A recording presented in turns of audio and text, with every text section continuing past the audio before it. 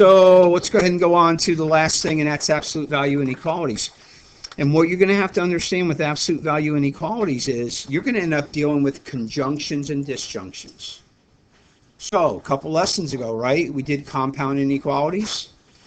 Joined by the word and is a conjunction, and the solution is the, what kind of solution is it? Intersection. You've got to get that in your brain. You have to associate conjunction with intersection.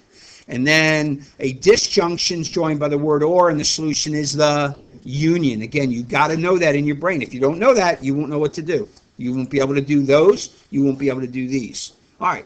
Well, when you have an absolute value inequality, it's either going to be a conjunction or disjunction. Now, there's a couple ways to figure out which way it is. The easiest way is to do this. If the absolute value is isolated, then a less than or a less than or equal to is always a conjunction.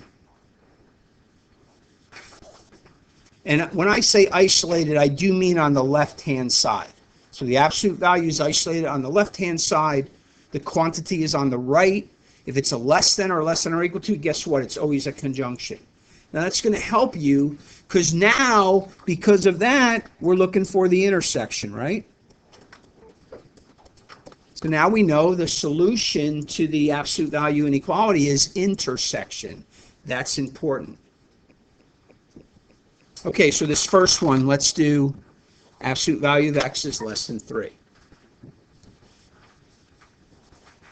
So hopefully you agree, it's already isolated, right? We already know we got to do it two ways. First way, remove the absolute value and solve. Okay, that's done. Second way, I taught you, and this is why I taught it to you my way. Remove the absolute value symbol, put a negative in front, and solve. So remember, we got to divide by a negative quantity or multiply by a negative quantity. So we got to reverse the inequality symbol, right? And that's a negative 3.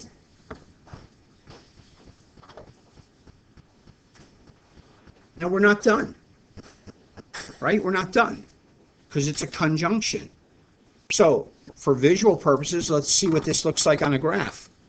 Circle over the 3, arrow to the left. Circle over the negative 3, arrow to the right. Right, I just graph them. X less than 3, circle over the 3, arrow to the left. X greater than 3, circle over the negative 3, arrow to the right. And what would be the values of the conjunction? No, it's a conjunction, intersection. What do they both have, right? From here to here, right? Now, do you remember how to say that?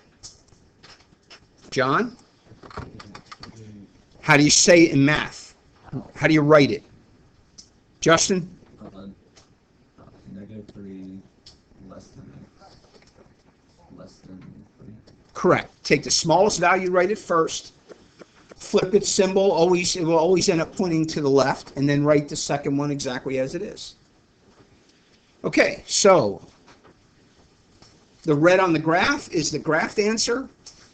The red written is the written answer, right? And see, again, though, you have to understand it's a conjunction, and you have to understand to get that intersection. Very important. You say, what's the other way of figuring out the solution? All right, so I need you guys looking at the board. It's so much easier knowing by which way it points, but what if you forget? What you have to do is you have to try values. Because look, with this, the answer could be all the real numbers, that would be union, or the answer could be what we did would be intersection.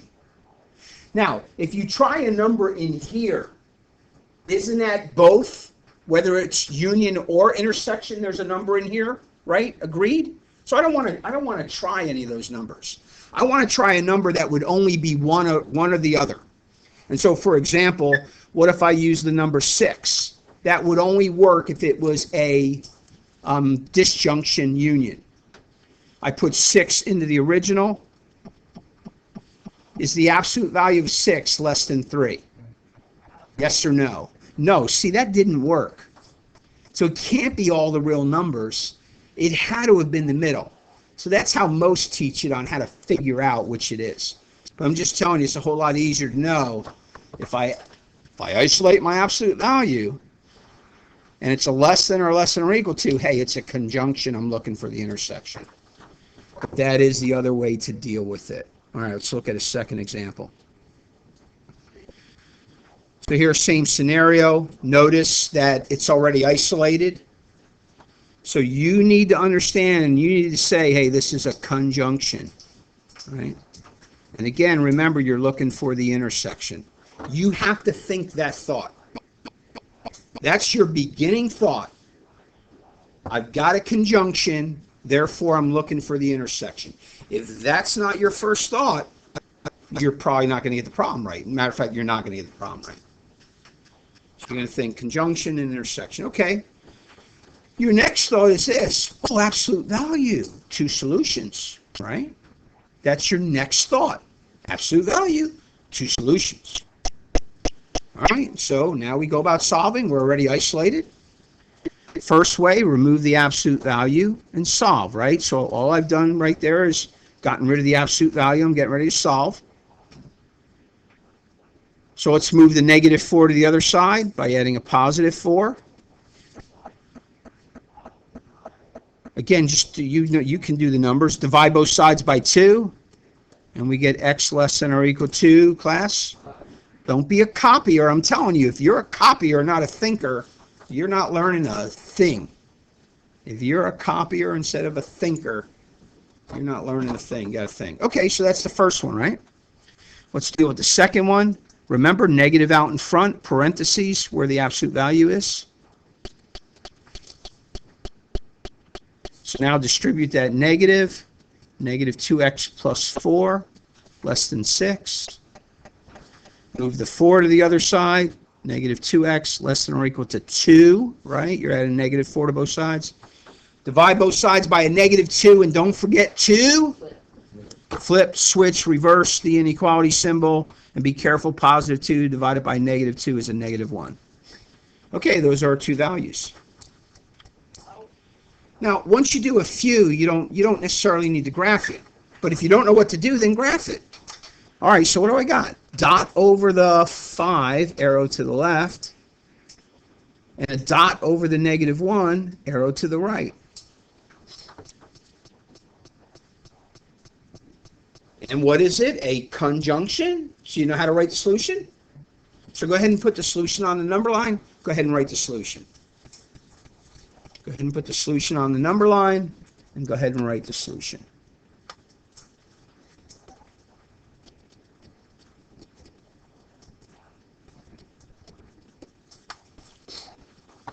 And when you're done, look up, see if indeed you have what I have. Questions.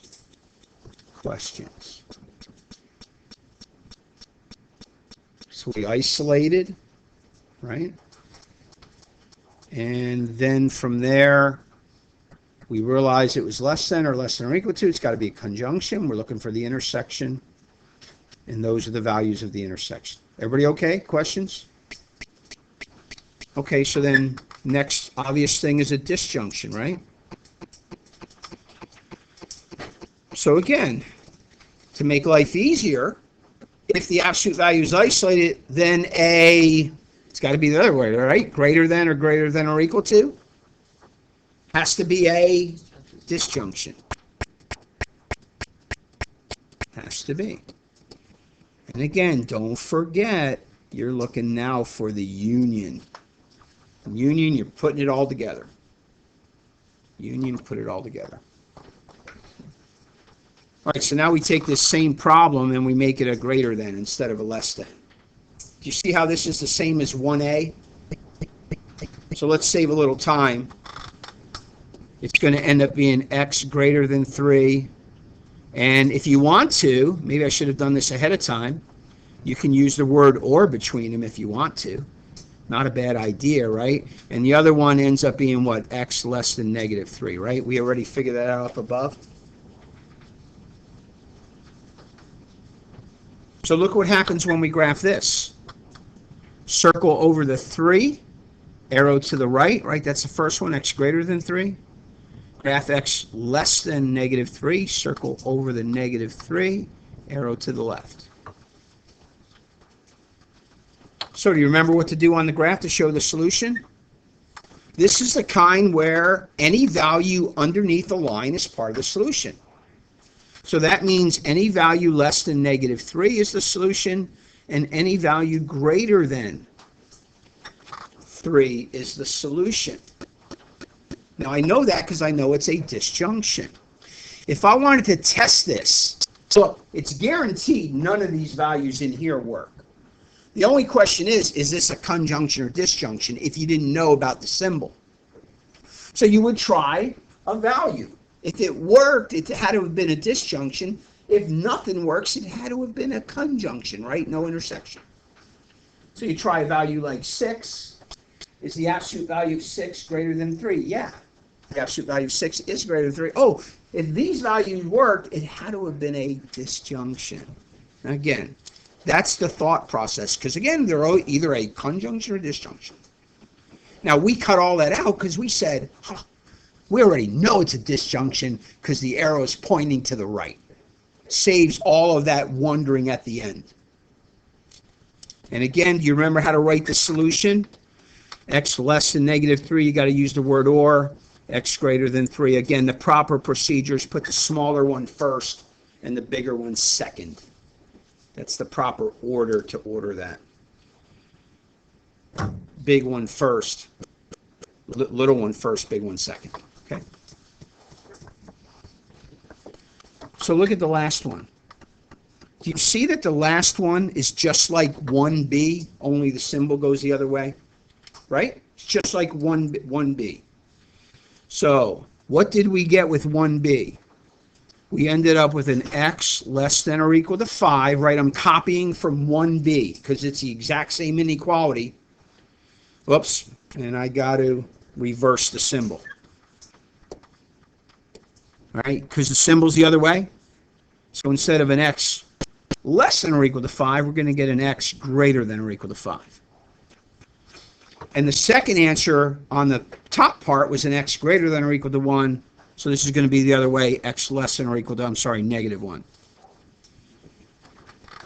Now again, normally you would solve the whole thing. I'm just saving time, right? Because the problem is exactly the same, only the symbol's different. I'm just saving time right now. That's all I'm doing.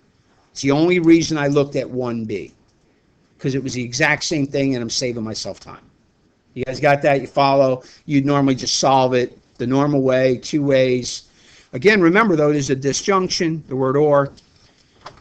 And notice again, this is going to be every value that's bigger than or equal to 5, and every value less than or equal to negative 1. So again, do you see the answer for the disjunction?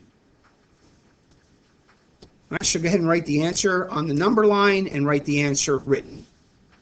All right? So again, it's a disjunction. We already know that because of the way the symbol's going. So write your answer on the number line. And you might be able to make a conclusion.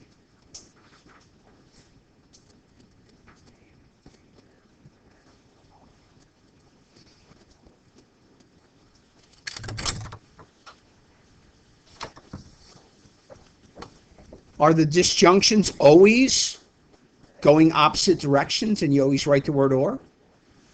Are the conjunctions always going opposite directions overlapping and therefore it's always the middle? Most of the time. I'll show you how to get the other solutions though, and I'll show you the difference in them. John, question? Down on B, when you got the answer, does it matter if we put the... Again, the procedure, proper protocol is always put the smallest one on the left, because again, this is the left one, this is the right one, so that's proper protocol. Mathematically, it's correct, but leaving your final answer in a more usable sense is that way. I would take a point off because I want you to be excellent. I don't just want you to be okay. All right?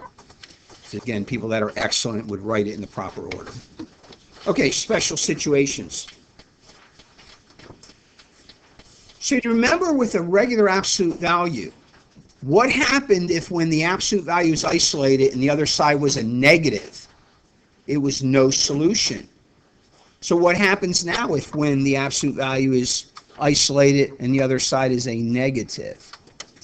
And again, that should probably be equals a negative.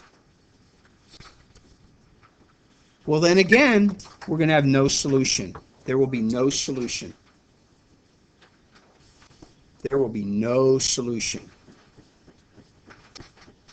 Now, guys, for time's sake, because time's getting away from me already,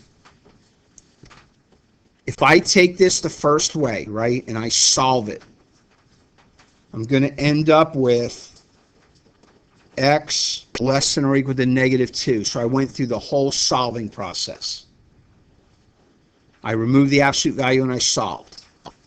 If I do the second one, remove the absolute value, put a negative in front and solve, I'm going to end up with x greater than or equal to 6. Now again, I know this is a conjunction, right? I know this thing is intersection. So look at the graph. Dot over the negative 2, right? Arrow to the left. That's the x less than or equal to negative 2. What's the x greater than or equal to 6? Graph that. Dot on the 6. Arrow to the right. Make sense? Where do they intersect? And the answer is nowhere, right?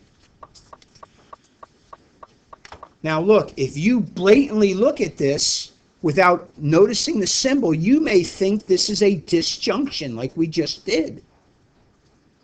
But it's not because of the way the symbol's pointing. Now again, if you don't remember that, you have to try the values. Now try 6. 2 times 6 is 12. 12 minus 4 is 8. The absolute value of 8 is 8. Is 8 less than or equal to negative 8? No, it's not. 8's not less than negative 8. It doesn't work. 6 doesn't work. 7 doesn't work. 100 doesn't work. Negative 4 doesn't work. Negative 6 doesn't work. 0 certainly doesn't work. Or 2 or 4. You know what? Nothing works. Null set. So if you forget, you have to go try the values.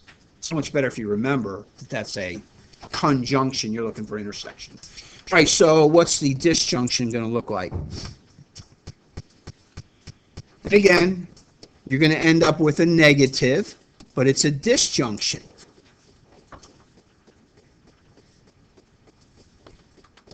So for time's sake, we'll fill in the last part in a minute. Let me show you what if you solve it both ways.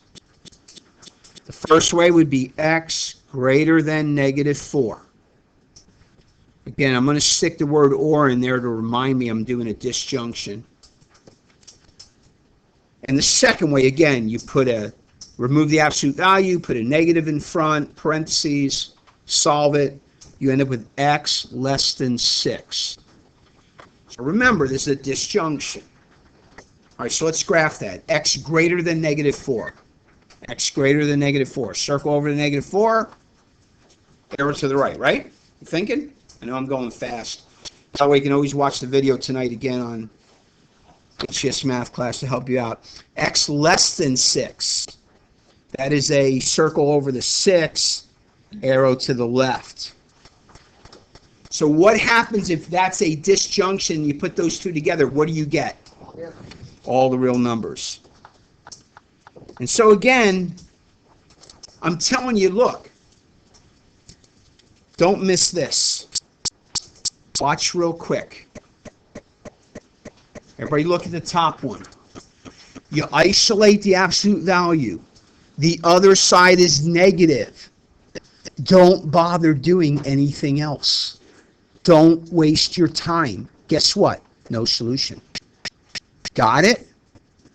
You know that off the bat. You don't have to do the work. You know it's no solution because you know the math. And I showed you why. So if you remember that, you're done. Second one, disjunction. You isolate the absolute value. It's negative. Don't bother doing the work. You know the answer is going to be all the real numbers. Done. because you know that that's a disjunction. You know they're going to overlap, go in opposite directions, all the real numbers. Okay. Now, if you don't remember that, guess what you got to do? All the work. All right. And then you got to figure it out at the end which values work. All right. That's what you got to do. Okay. Let's finish up here, and let's see if we can write the absolute value inequality. All right. The first thing you have to think. Look at A first. Let me get this higher for you. First thing you have to think. Is it a conjunction or a disjunction? Now remember, that's the solution we see on the number line, right? So that's the solution.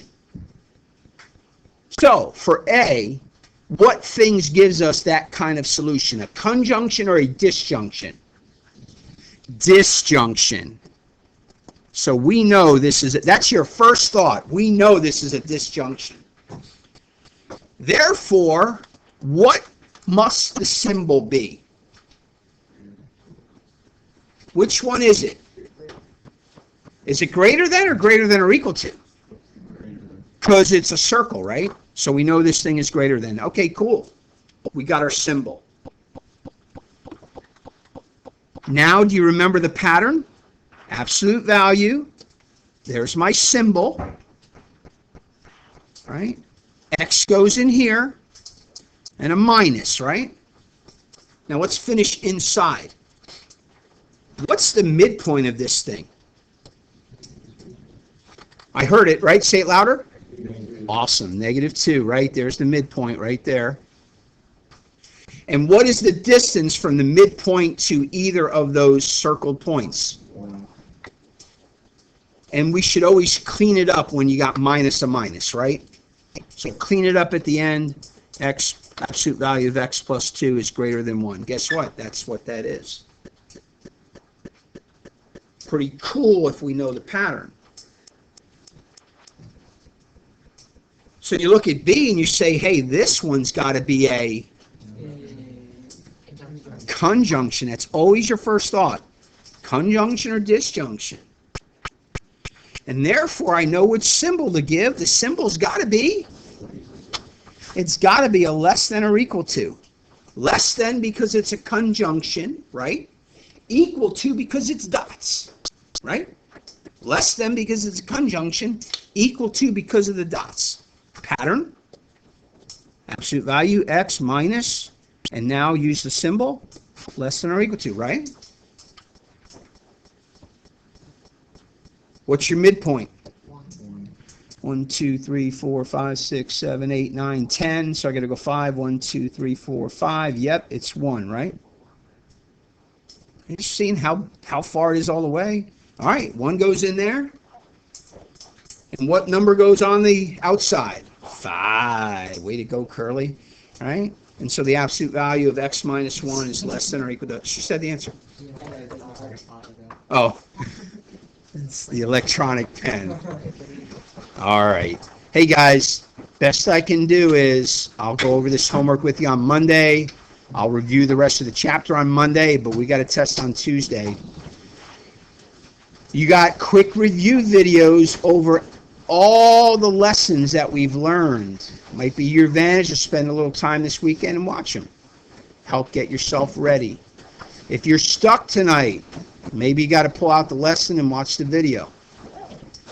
I know I went a little fast because we got short on time, but hopefully those things will help you.